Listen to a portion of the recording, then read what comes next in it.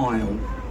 Through the trees on the left, the inner and the middle temple, where we train the legal profession of this country, the Inns of Court. This is the law courts where Prince Harry was. Oh no, it's Harry now, isn't it? He was there the other week telling everyone he doesn't tell lies, unless his wife tells him to. On the right here, look, no one on the beach. The red building, the Oxo Tower. On the top floor, a lovely restaurant. The middle is apartments and lovely shops at the bottom. The building belongs to the Prince of Wales. Okay. Next door, headquarters of Sea Containers. They've even got a hotel up the top there now. But the last building, the pregnant lady, well, that's Blackfriars Tower. If you want an apartment in there, they start at £800,000. Pregnant lady. The penthouse at the top, they sold for 32 million. Belongs to a very nice Russian gentleman who can't live here at the moment. Now, over on the left, behind the building site, the white building with the green roof, the old City London School, now the headquarters of JP Morgan, and building on the corner, headquarters of a multinational company called Unilever. So this is Blackfriars Road Bridge, which was opened by Queen Victoria. It's under major restoration now. Look to the right, that's what it's going to look like when it's all finished. Now there are 3 bridges here. The second one, the little red columns each side, the remains of the first railway bridge designed by Isambard Kingdom Brunel. The last bridge, the grey one, this is the only railway station in the country that can be run on solar power. There are 1,200 solar panels on the roof, so now it's earning a little bit of money. Now through the bridges on the right, this is still South Bank. The building with a tall chimney, that is called Tate Modern. And if you understand modern art, it's a wonderful place to go. If you don't understand modern art, I can recommend the pub on the right. In London, we have 2 kinds of artists. Ones who can draw and ones who can drink. Now above us on the right, the Tate, lots of things going on in there. But have a look on the left here, look at the old St Paul's Cathedral. And this building always looks taller than it is because it's sitting on top of Ludgate Hill. It's only 365 feet tall. The red building on your left, the new city school, where Daniel Radcliffe used to go to school. Harry Potter. So this is the newest bridge on the river. It opened in the morning, called Millennium Footbridge. This one. The only upside down suspension bridge in the world. 3 hours later it was closed, had a new name, the Wibbly Wobbly Bridge. So many people walked across, it swayed so violently, it was shut down for 6 months. Lots of the kids called it the Harry Potter Bridge. They'll know the reason why. Now when we go through, we've got to make a short stop, drop a little family off here folks. But if you have a look on the right here, just before the trees on the right, there's a little narrow house. Cream house with a red door. Now that is Wren's house. That's where Christopher Wren lived when they rebuilt St Paul. So have a look on the left there, see what a wonderful view he would have had. Now, on the right is Shakespeare's Globe Theatre. Look at the top of the riverside steps. Look behind the top steps. See the black iron gates wide open? Yeah. Where is it? Each lump of metal on the gate is a character from a Shakespearean play. William Shakespeare put on 17 first night plays in the Globe Playhouse, the only building of its kind allowed in London, known as Queen Hive Dock. Chrome stripes. Well, that used to be the only tower block in the city called the NatWest building. It sat on its own for 20 years, was tucked away there, and they're protected by a royal charter. They must never be closed or removed. This is where Elizabeth I went ashore when she came up from Greenwich to visit the theatres of Southwark. Southwark on the right is where we had all the entertainment. bear baiting, cockfighting, circuses, taverns and houses of horizontal pleasure.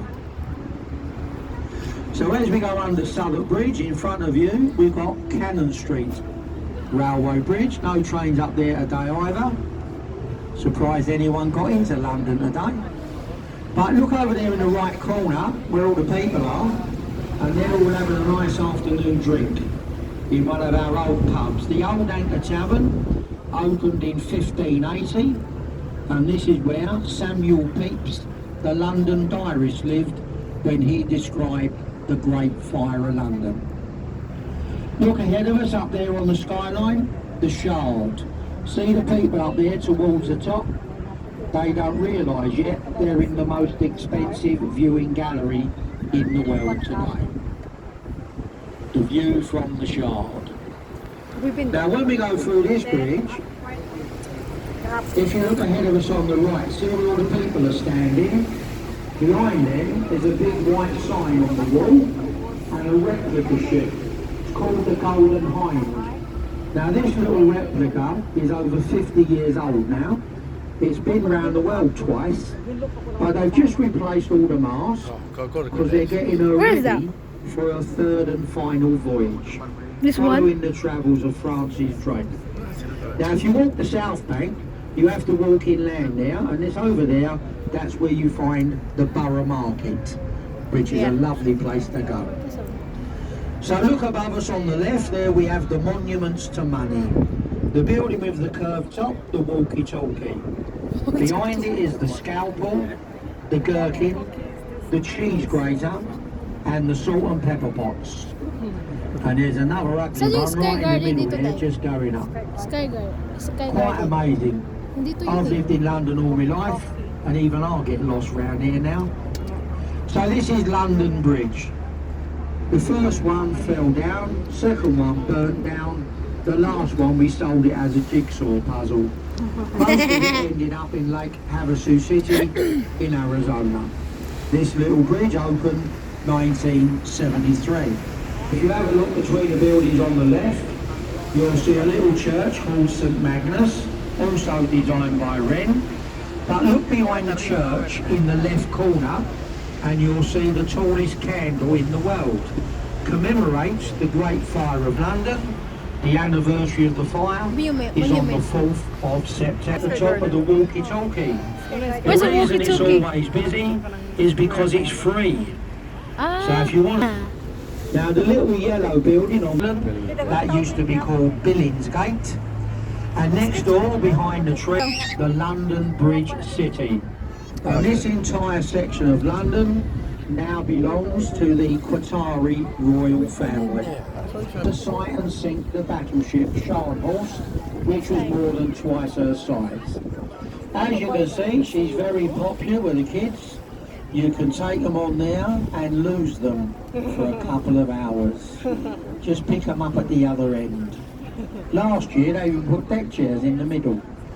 Now as we go by that ship, look on the right, and we have the Power Rangers crash helmet.